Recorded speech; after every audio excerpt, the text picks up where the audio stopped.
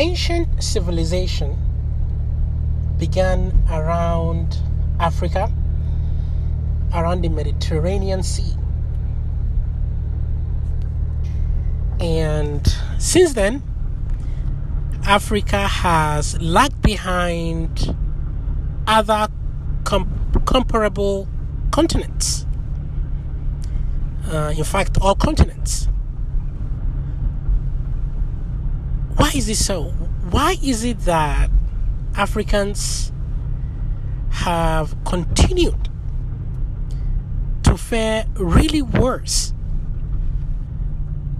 among other continental habitants? Nowadays, only in Africa that, really slavery, in terms of real slavery, that at least I know is happening. We know along in Libya, along that area, there's a real human transaction involving Africans. So Africans selling other Africans, or some non-Africans selling Africans, in order to get them out of the continent. Africans are desperately looking to move forward, to move out of Africa. Now, I know in South America, there's definitely that issue too. South Americans, Mexico, Honduras, Venezuelans, and so on and so forth, also leaving their country a lot. But I think Africa is comparably the worst.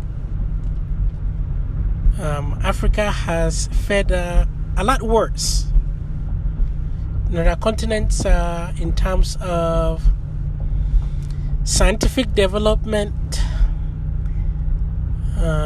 in terms of real general improvements of quality of life. The average lifespan of a Nigerian is about 46 years, compared to, I think, the United States, about 86 years, and a lot longer in countries like Japan.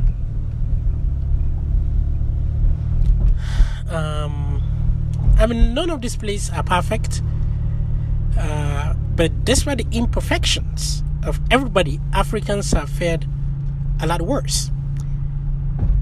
So why is it so? I think,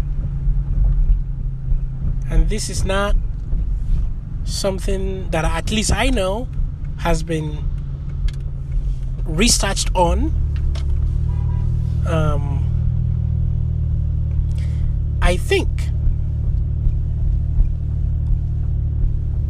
Africans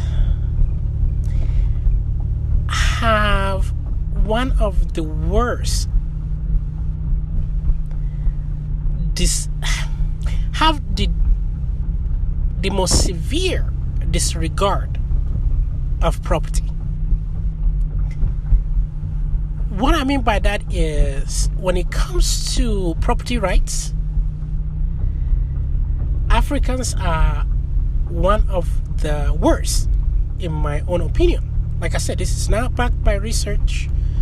Being an African, growing up in Nigeria, I spent my first 20-something odd years before I came to the US. So I've seen this firsthand.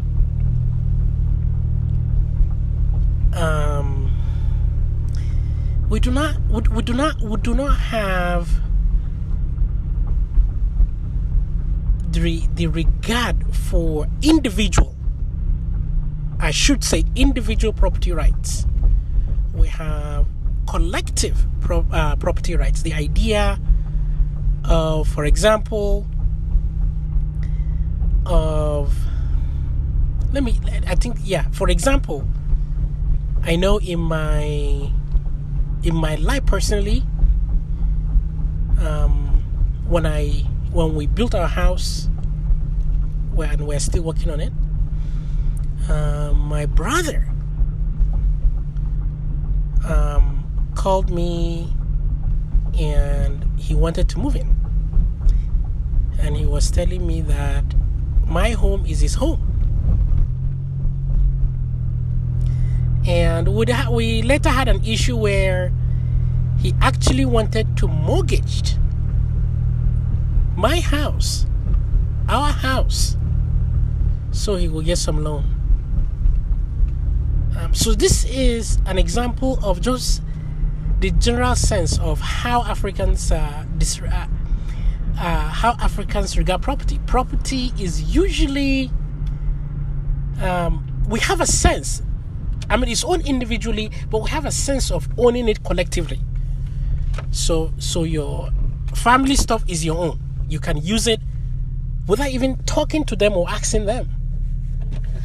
When I came to the US, one of the oddest things that happened was asking my friends if I could use their water.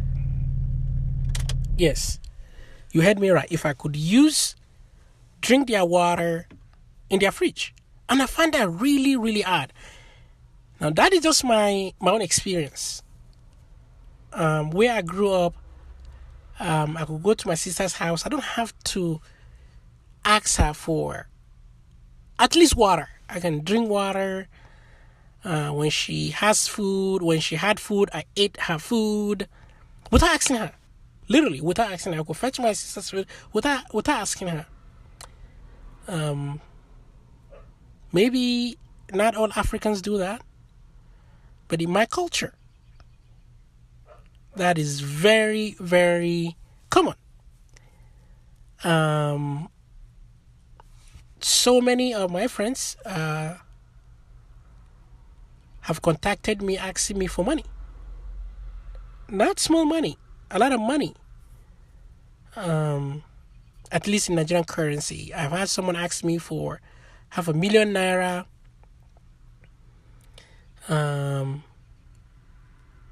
A family member of mine had asked me of more to give it to them. I mean, they said they will repay, but especially to my family member, that money, if I had borrowed them, it is least likely to be returned to me. And I had done this to people. This is not just a one-way thing. Back in Nigeria, there is this lady and her family that I knew. I mean, I still talk to them. Really nice people. And they're a lot wealthier than I am or my family are. At the time. I'm sure even now. But in any case, my aunt used to work as a maid in this lady's house that I knew. And that's actually how I knew the lady, because my aunt works for her. I often go to the house to teach her kids math, particularly math. I actually used to be good in math long time ago. So aside from that, I do often go to her house to just get away from my house. So I will go spend 1 day, 2 days, and come back. And when I go, they will feed me. And you gotta hear this. I would expect the woman to give me some money. This is whether or not I teach her kids. In fact, most of the time that I go there, I do not teach her kids. I just go there to get away from my house. But I still expected her to give me money on my way home. And this is real expectation. This is not if she wish. I really did expected that she gave me money. Because I felt a sense of family with her, and her being a lot wealthier than I am, or my family are. I felt she was obligated to give me, and half of the times I'm not giving, and I felt depressed, disappointed, as though I owe her anything.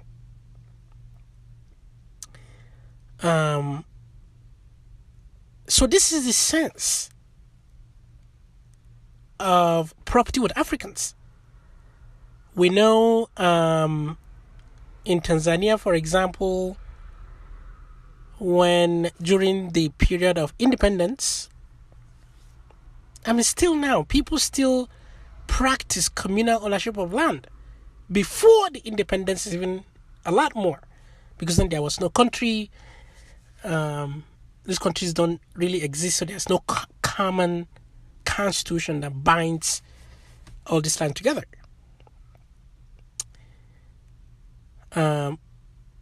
So you could go to an African, ask him or her to use their property, and will gladly give it to you without asking for anything in return.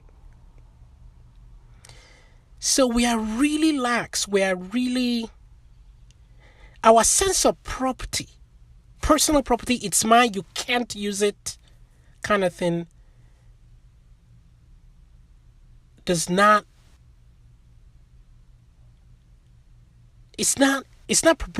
perversive in a good way among Africans. So this sense of property, I think, is at the core. This lack of sense of property, rather, I think, is at the core of why Africa is poor. And all this can be traced down to our culture. Our parents taught us, our parents, our community, our schools, we learn all these sense of property from these environments, and that's what we project to the state, to government. And so, for example, in Nigeria, land belonged to the government.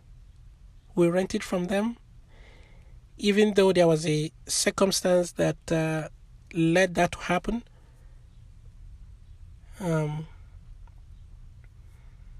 During the Civil War, after the Nigerian Civil War,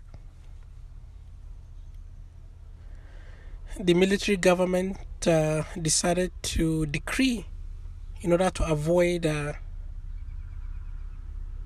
another civil war, basically decreed that land belongs to the government, and since then we've been like that. But this is common in basically all African countries, land belonging to the government.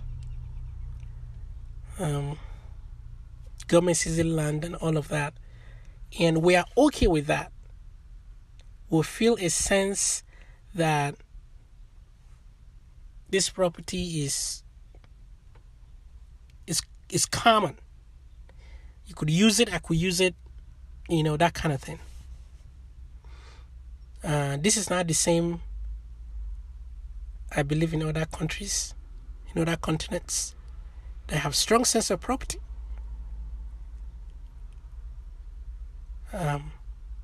Anyway, I appreciate it. This is to be continued. Thank you very much for listening.